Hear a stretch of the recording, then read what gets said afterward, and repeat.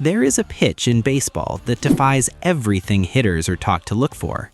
It doesn't rely on speed, power, or deception in the traditional sense. In fact, it often moves slower than almost any pitch in the game. Hitters know it's coming, they prepare for it, and yet, time and time again, they swing at air or dodge a ball that drifts straight down the middle. This pitch has almost no spin. When a baseball spins, its movement is predictable. But when it doesn't spin at all, the seams interact with the air in chaotic ways, causing the ball to float, dip, flutter, or suddenly change direction. The human brain isn't wired to track something like that. The result is one of the most visually confusing and mechanically unfair pitches ever created. It's called the knuckleball. Despite being arguably the hardest pitch to hit in baseball history, the knuckleball is nearly extinct. Over more than a century of Major League Baseball, only around 70 pitchers have successfully used it at the MLB level. Even more surprising, roughly 12.5% of those pitchers ended up in the Hall of Fame. So why did the best pitch in baseball almost disappear? One of the strangest things about the knuckleball is who can throw it. Teenagers can throw it. Old men can throw it.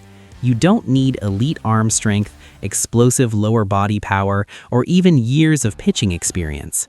A 17-year-old girl named Chelsea Baker once learned the pitch and went 4 straight years without losing a game. She threw 2 perfect games and was even invited to face the Tampa Bay Rays. Professional hitters struggled badly against her knuckleball. Former LSU quarterback Josh Booty hadn't pitched in 17 years when he decided to learn the knuckleball for a reality TV competition. Within months, his pitch was effective enough to earn him a minor league contract. The pitch is so unpredictable that even catchers struggle to handle it. Umpires miss calls on it. The best hitters in the world look foolish trying to track it, and yet hardly anyone throws it. From 2020 to 2023, knuckleball usage in MLB dropped to almost nothing. During that stretch, there were only 3 knuckleball pitchers in the entire league. Combined, they threw just 15 innings and posted an ERA above 13. 1 retired, 1 went to Mexico, 1 was arrested. At one point in baseball history, 4 knuckleballers existed on the same team. But by 2023, the pitch was effectively dead. Until one pitcher changed everything. Matt Waldron is not a traditional knuckleball pitcher. He didn't grow up throwing it. He didn't rely on it as a last resort after failing with other pitches. He learned it in 2021 while in the minor leagues, and it transformed him from an 18th round draft pick and organizational afterthought into a regular member of the San Diego Padres rotation. What makes Waldron different is how he uses it. Classic knuckleballers threw it almost exclusively. Waldron doesn't. He throws it only about 38% of the time. The rest of the time, hitters face sinkers, cutters, and sweepers thrown over 90 miles per hour. That forces batters to prepare for velocity, then suddenly adjust to a slow-moving ball that can break in multiple directions. This approach limits wild pitches, reduces pressure on the catcher, and fits modern analytics far better than the old-school knuckleball model. Hitters slug under 400 against it, and when they swing, they miss nearly 28% of the time. At 84 miles per hour, it may be the fastest knuckleball ever thrown consistently. And Waldron isn't alone anymore. Knuckleballers are emerging again. In the minor leagues, knuckleballers are quietly popping up everywhere. Corey Lewis was a 9th-round draft pick for the Minnesota Twins, largely ignored as a prospect. He occasionally threw a knuckleball in college just for fun. After getting drafted, he realized it was nearly unhittable.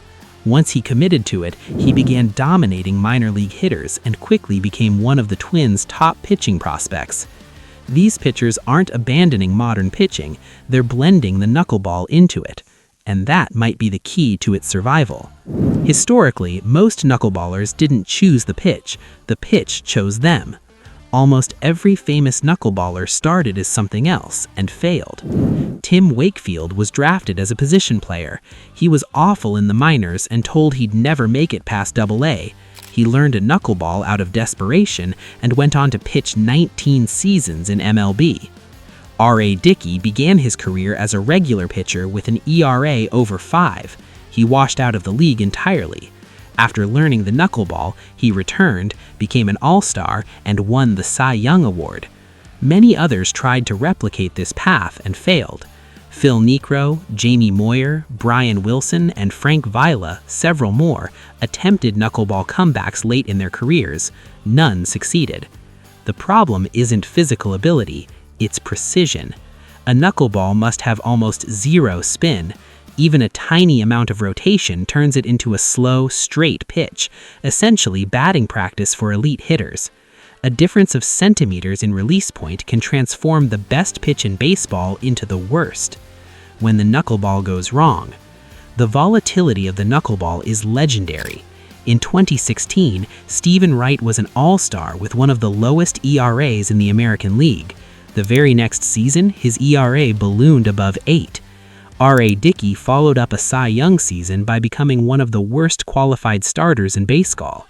Tim Wakefield finished third in Rookie of the Year voting with a dominant ERA, then was nearly unplayable the next year. Even the greatest knuckleballers in history share an infamous record: most home runs allowed in a single game. Both Dickey and Wakefield gave up 6. When a knuckleball is bad, it's catastrophic. Catchers, the hidden cost. Another reason teams avoid knuckleballers is the catcher problem. Knuckleballs result in wild pitches and passed balls at nearly 4 times the rate of normal pitches. Roughly 1% of all knuckleballs get past the catcher. In one infamous game, Red Sox catcher Ryan Lavarnway missed 4 pitches in a single inning while catching Stephen Wright, forcing Boston to remove Wright after just 1 inning despite allowing only 1 hit. Tim Wakefield famously required his own personal catcher, Doug Marabelli. When Boston traded Marabelli, Wakefield became unusable overnight.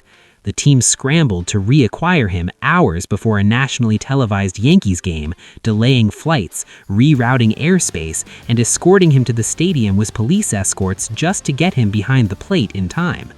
Teams traded valuable players simply because someone could catch a knuckleball. From an analytics perspective, it was a nightmare. Modern baseball values velocity, predictability, and projection. Knuckleballers offer none of that. They don't throw hard, their performance swings wildly from game to game, they require specialized catchers, and projection models struggle to evaluate them. As a result, front offices stopped investing in them. Between 2008 and 2017, MLB averaged nearly 3,500 knuckleballs thrown per year. In the 5 years after that, the number dropped to just over 200 per year. From 2020 onward, the pitch nearly vanished. Articles declared it dead. Again. But history shows the knuckleball never truly dies. In the 1940s, people declared it extinct until Charlie Huff arrived in his mid-30s and revived it. After he retired at 46, it died again. In the 1990s, Tim Wakefield resurrected it. When he retired at 43, it disappeared once more. Then R.A. Dickey brought it back and became the first knuckleballer to win a Cy Young Award. Now, Matt Waldron may be doing it again, but this time in a way that fits the modern game. The next generation of knuckleball pitchers won't rely on it exclusively. They'll throw it 30 to 40% of the time, pairing it with high-velocity pitches.